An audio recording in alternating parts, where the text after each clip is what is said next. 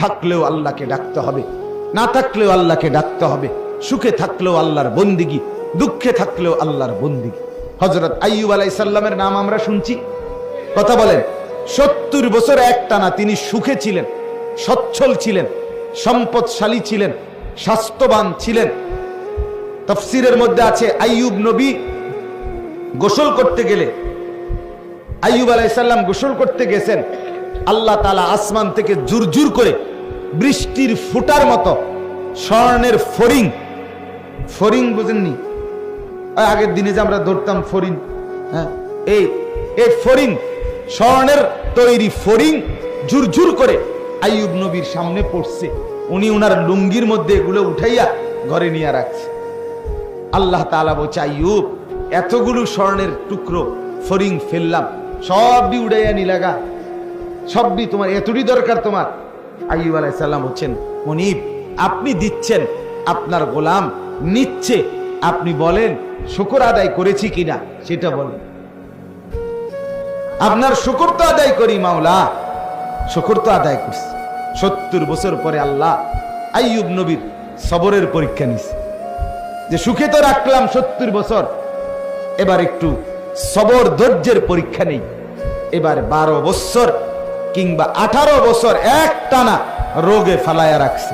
আজ আর মাল নাই, আজ আর রাজত্ব নাই, আজ আর সম্পদ নাই, স্বর্ণ নাই, স্ত্রীরা নাই, সন্তানাদিরা নাই, জনবল নাই, কিচ্ছু নাই, রোগে আক্রান্ত। 18 বছর কিংবা 12 বছর পরে যখন সুস্থ হইছে, তো আইয়ুব নবী এরপরে আল্লাহকে জিজ্ঞেস করছে, মাওলা, আমারে যে আপনি 12 বছর বা 18 বছর এই কষ্টে ফেলে রাখলেন, আপনি কি মজাটা পাইছেন? কুদ্দুর কনছে বুঝেন নাই? আইয়ুব, আমি নিজে পড়ছি কিতাবে, আইয়ুব নবী বলছে, আল্লাহ আপনার লাভটা কি হয়েছে এটা কুদ্দুর? আমার যা হয়েছে হয়েছে, আমি পচ্চা টচ্চা শেষ, কিন্তু আপনার কি হয়েছে? রব্বুল আলামিন বলে, আইয়ুব, 70 বছর যখন আমি তোমাকে সুখে রাখছিলাম, তখনও আমি দেখছি তুমি আমার শুকর আদায় করছো, আমারে ডাকছো 100-100। আমি তোমার উপরে নারাজ না, কিন্তু আমি চাইছিলাম সবরের হালাতে, মুসিবতের হালাতে তুমি আমাকে ডাকো কিনা, আমি এটা দেখতে চাইছিলাম। এই জন্য 12 বছর তোমাকে রোগে ফেলে রাখছি, বা 18 বছর তোমাকে রোগে ফেলে রাখছি।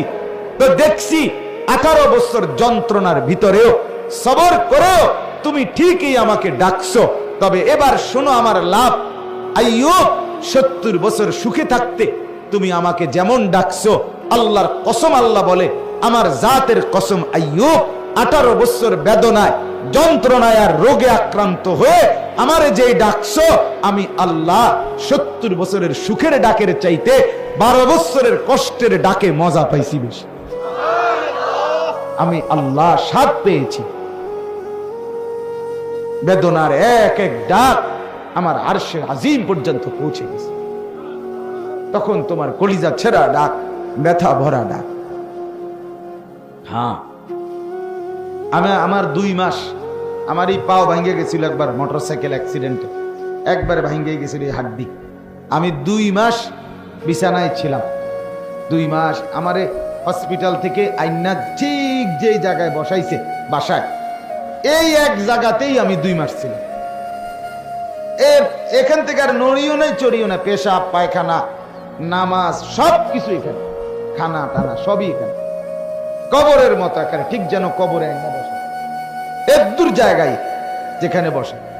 এই 2টা মাস আমার মনে আছে, তখনও তো আমি মালিককে রাত্রে ডাকছি, দিনে ডাকছি, এর আগে পিছেও তো মালিকরে কত ডাকছি, কিন্তু ওই সময় যে আমার পাও ভাঙ্গা, আমি সেজদা দিতে পারি নাই, মানে ঝুঁকে ঝুঁকে ইশারায় সেজদা দিয়ে দিয়ে নামাজ পড়ছি, রুকু সেজদা, কত কান্না কাঁদছি মালিকের কাছে, শুধু এক কথা বলে যে আল্লাহ, আমি বেশি দোয়া করছিলাম, মালিক আমি আবার এই কপাল দিয়ে সেজদা দিতে চাই, আমি সেজদার তৌফিক যেন বঞ্চিত না হই।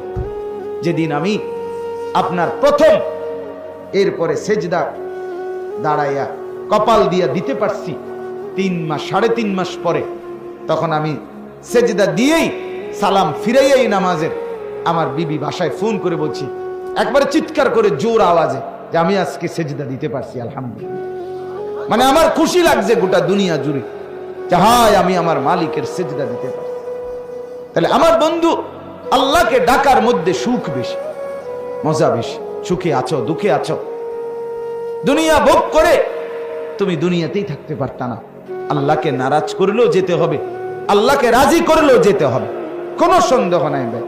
নাফরমানেরও মৃত্যু হয়, মদখোর, নেশাখোর, জুয়াখোর, ফেন্সিখোর, বাবাখোর, ডালখোর, গাঁজাখোর, এদেরও মৃত্যু হয়, হয় কি না বলেন না কেন? জিনাকার, বেবিচারী, বেপর্দা নারী, ওই অসভ্য মহিলা, এগুলোরও মৃত্যু হয়। হারামখোরের মৃত্যু হয়, সুদখোর, ঘুষখোরের মৃত্যু হয়, এই নাফরমানদেরও মৃত্যু হয়। মৃত্যু ঠেকাইতে পারতা না, দুনিয়ায় তুমি থাকতে পারতা, তুমি থাকতে পারতা। আল্লাহ তাআলা কোরআনে বলছে, বান্দা তুমি কি ভেবেছো আমার কাছে আসতে হবে না? না বলেন, হ্যাঁ বলেন না, উত্তর দেন ভাই, ছেলেরা তোমরা উত্তর দাও তো। আল্লাহ তাআলা বলেন, কি ভেবেছো বান্দা আমার কাছে আসবা না তোমরা?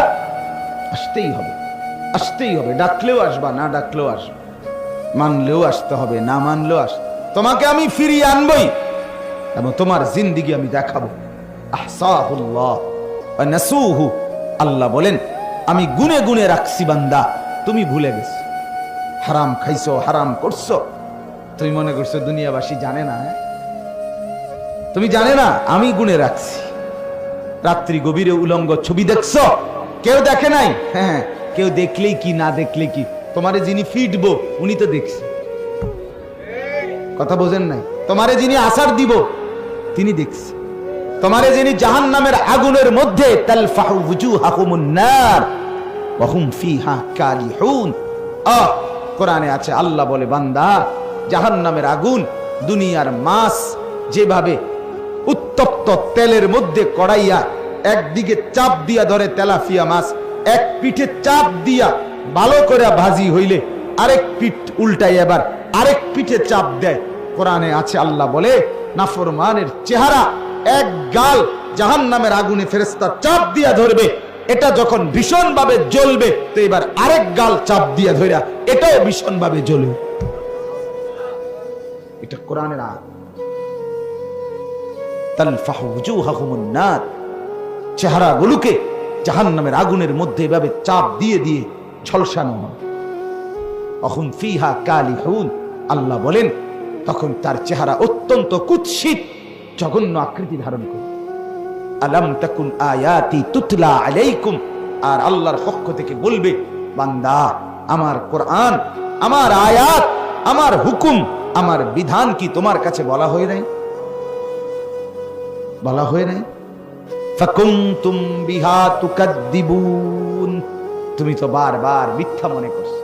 হ্যাঁ, তুমি মনে করছো হুজুর রেডি কয়ার, হুজুর রেডি কয়ার, এটা হইতো না, এটা হইতো না মনে করো, কিন্তু তুমি তো বাঁচতা না, তো কি লাভ হইল? আমি প্রায় বলি পৃথিবী যদি আরো আধুনিক হয়, মনে করেন একেবারে পৃথিবী যদি অত্যাধুনিক হইয়া সব মানুষ আগামী 100 বছর পরে 200 বছর পরে চাঁদের দেশে জায়গা, মঙ্গল গ্রহে চলে গেছে পৃথিবীর সব মানুষ, তো হইলে গেছে গা আর কি, তুমি তো নাই। কথা বলেন, আমি মরে যাব কিনা বলেন না, আপনি মরবেন কিনা বলেন না, তো আমনে মরে গেলে পৃথিবী চাঁদের দেশে গেলে কি আর মঙ্গল গ্রহে গেলে কি, আমি তো নাই। কিরে ভাই এটা বোঝো তো, আমি না থাকলে আরেকজনে ঠ্যাঙ্গালগি দিলে কি, ঠ্যাং নামাই রাখলে কি, দুনিয়া তো ভোগ করার সুযোগ নাই। এটা তো বলার সুযোগ নাই যে আমি যতক্ষণ ইচ্ছা দুনিয়ায় থাকবো। এখনো না মাতবরি করতে আরো যে আমার যতক্ষণ মন চায় আমি মাতবরি অহংকারী যৌবনের বড়াই দেখাবো, কিন্তু এটা তো বলতে একটা না যে আমি যতক্ষণ ইচ্ছা দুনিয়ায় থাকবো। চাই কার বাপের ক্ষমতা আছে আমার এনতে নেই, এমন শক্তি আছে কারো আমার? তাইলে তাইলে ভাইয়া বড়াই করছো কেন, অহংকার করছো কেন? সামান্য সুস্থতা আল্লাহর দান, যৌবন আল্লাহর দান, স্বাস্থ্য শক্তি আল্লাহর দান। তুমি দেখো না ভাইয়া, কখনো কোনো দিন সামান্য পেটে অসুখ হইলে, পাতলা পায়খানা হইলে 5 বার 6 বার 1 ঘন্টায়, তো তোমার মতো শক্ত সামর্থ্য যুবক যে গোটা দুনিয়া দৌড়াইয়া বেড়াও, তুমি সোজা হয়ে যাও বিছানায়, তো তুমি বুঝো না তুমি কত অক্ষম? তোমার কি হাত খুলে গেছে না পাও খুলে গেছে, পায়খানা না বাইরে? পায়খানার কাছে তুমি কত অসহায়। পায়খানা বাইরে হইলে তোমার 5-6 বার তুমি শুয়ালাও, দুর্বল হয়ে যাও। তুমি মাতবরি দেখাও, অহংকার দেখাও কিভাবে বেটা? এক বুজুর্গের কথা শুনেন, কিতাবে আমরা পড়ছি। এক আল্লাহওয়ালা ব্যক্তি যাচ্ছিলেন, তো উনার সামনে এক যুবক খুব অহংকার করে হাঁটতেছিল। তো উনি বললেন, যুবক, জমিনে অহংকার করে হাঁটো না, বিনয়ের সাথে হাঁটো। তো ওই যুবক উনাকে ধমক দিছে, এই মিয়া, চেনেন আপনি আমি কে? আমা তা'লাম, আপনি জানেন? আতারিফুনি মান আনা, আপনি চেনেন আমাকে, আমি কে? কথা বললেন। তখন ওই আল্লাহওয়ালা ওনার এই যুবককে বলছে, হ্যাঁ যুবক, আমি চিনি তোকে, আমি চিনি বেটা তোকে, তুই শোন আমার কাছে, তুই কে? তো বলছে, বলেন আপনি। বলছে, তুই হলি প্রথম তুই হলি 1 ফোঁটা নাপাক দুর্গন্ধময় বীর্য। এরপরে তুই হইলি কিছুদিন পরেই একটা পচা দুর্গন্ধযুক্ত একটা মরা লাশ।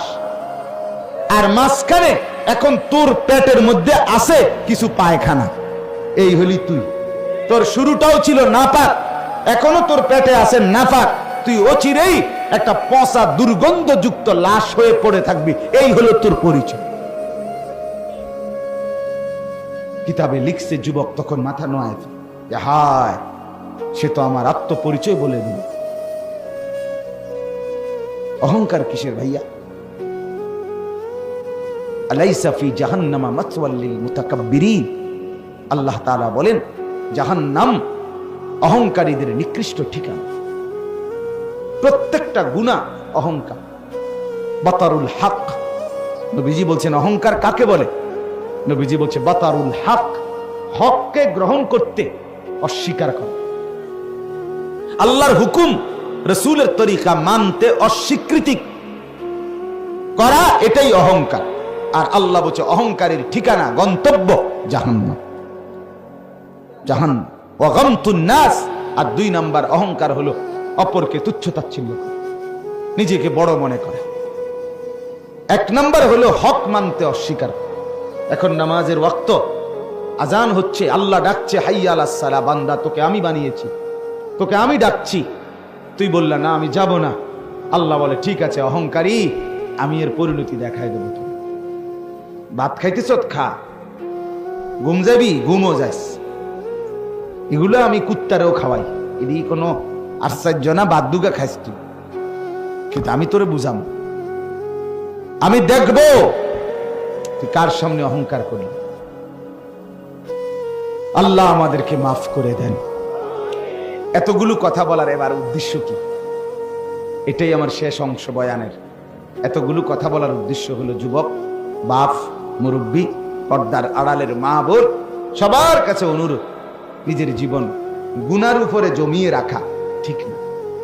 আর এটা যদি আপনি বুঝেন, বিবেক যদি জাগে, এক বিন্দু অনুশোচনা অনুভূতি যদি জাগে, তো নিজেকে বদলানোর চেষ্টা করেন। আর এই বদলানোর একটা সুযোগ মাহে রমজান। বলেন আলহামদুলিল্লাহ। ভাইয়া, তুমি যদি চেষ্টা করো বদলাইতে পারো। তুমি দেখো, একটু ভালো হয়ে দেখো, একটু চরিত্রবান হইয়া দেখো। আমি আবারও বলি দোস্ত, সমবয়সীদের আড্ডায় নিজের পরিচয় খুঁজে পাইবে না। সমবয়সী বন্ধু, এক ক্লাসের, এক সাইজের, এক হমান্না, এরা কোনোদিন আলোর পথ দেখায় না। খুবই কম, খুব কম। সমবয়সী নষ্ট করে দেয়, এটা নিয়ম।